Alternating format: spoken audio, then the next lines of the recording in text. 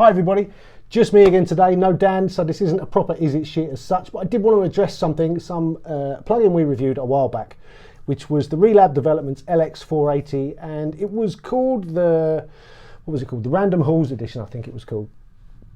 And I got it a couple of years ago, I think it was, and I loved it. I used it for quite a few mixes, and then it started giving me problems, it started crashing my system, and I mentioned this when we talked about it in the review a couple of months ago.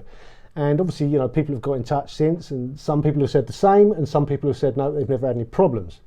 So a few weeks ago, I had a bit of a disaster in my studio.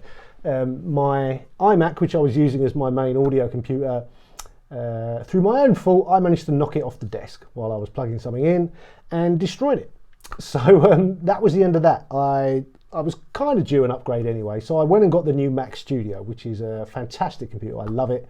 But because it's got the M1 Max processor in it, I've had to kind of change things up software-wise. So I had to reevaluate everything. And anyone that's got a new studio computer knows there's that whole period. It takes about a week of installing all your software, reinstalling and reauthorizing all your plugins. And because of the new processor architecture, that meant also some plugins weren't going to be able to work on the new machine. Other plugins were going to need slightly different upgrades, blah, blah, blah, whole bunch of stuff. Anyway, one of the things that happened was that I finally got around to getting the latest version of the LX480, which is called LX480 Essentials, which is still their cut down version. It's really cheap, I think. And I've got to say, I've been working with it constantly for the last sort of month, I reckon now, and no crashes, no problems, sounds fantastic, easier to use than the previous version. The display's slightly different. I think it's much more intuitive.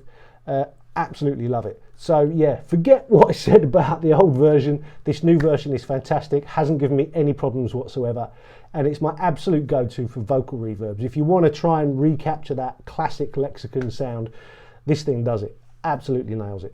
So there you go, that was just a quick update on a plugin that we might have said was shit when actually it's pretty good. These things happen, updates, things change. Anyway, there you go. So I'm gonna get back to doing what I'm doing, and we'll see you again soon. Later.